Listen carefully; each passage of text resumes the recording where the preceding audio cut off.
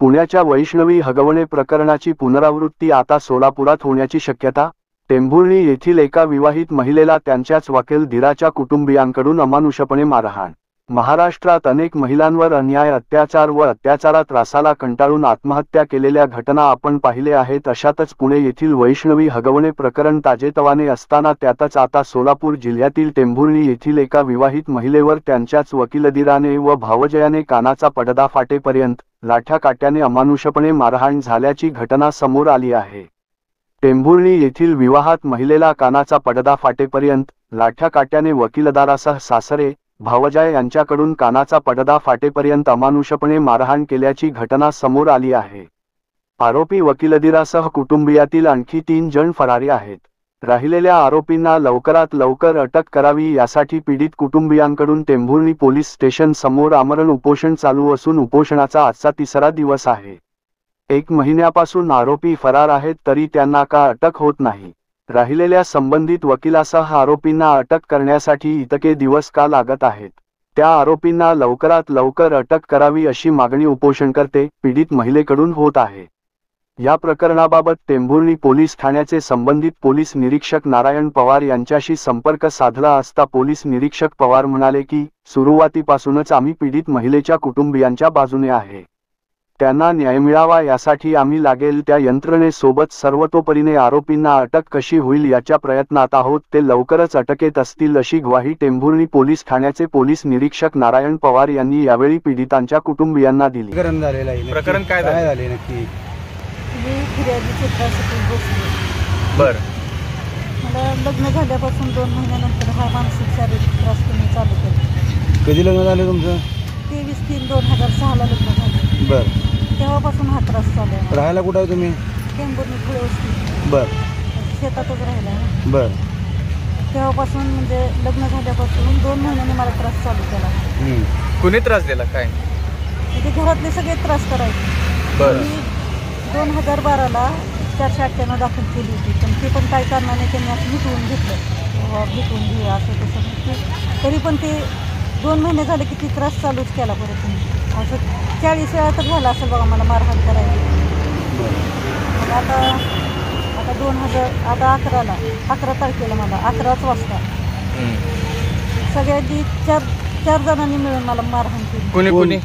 निलेश लक्ष्मण भोसले, संतोष लक्ष्मण भोसले. कोण कोण आहेत त्यांचे काय? धीर आहेत माझे, 2 धीर आहेत आणि 2 जावा. मिस्टर काय करतात? मिस्टरांचा ऑटोमोबाईल. बर, त्यांनी मारलं का? नाही मारलं, ते नव्हते तिथं. बर. त्या चौघांनी मला कडी लावून कोंडून मारलेला आहे. बर.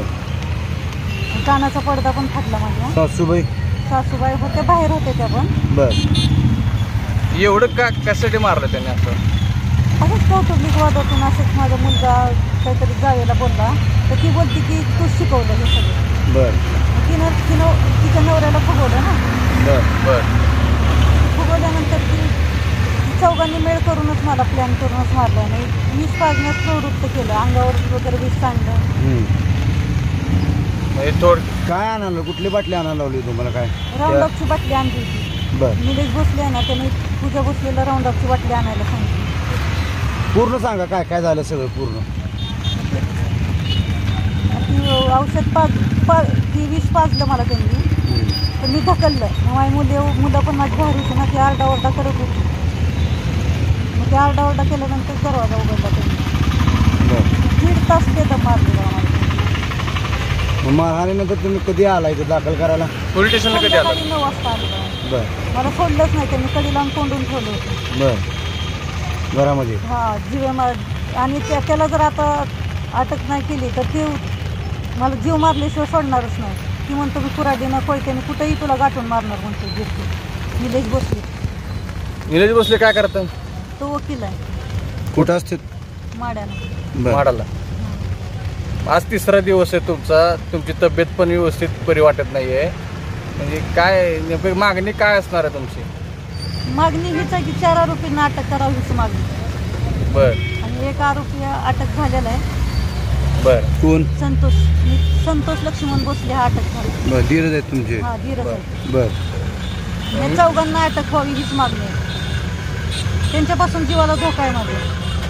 त्यांनी काय अटकपूर्व वगैरे काय दाखल केलंय काय? केलं कोर्टात केला असेल त्यांनी दाखल. दाखल केलं. बर मग पोलीस प्रशासनाकडनं काय तुम्हाला उत्तर आलंय तुम्हाला आता? ते म्हणतात की प्रयत्न आमचे चालूच आहे.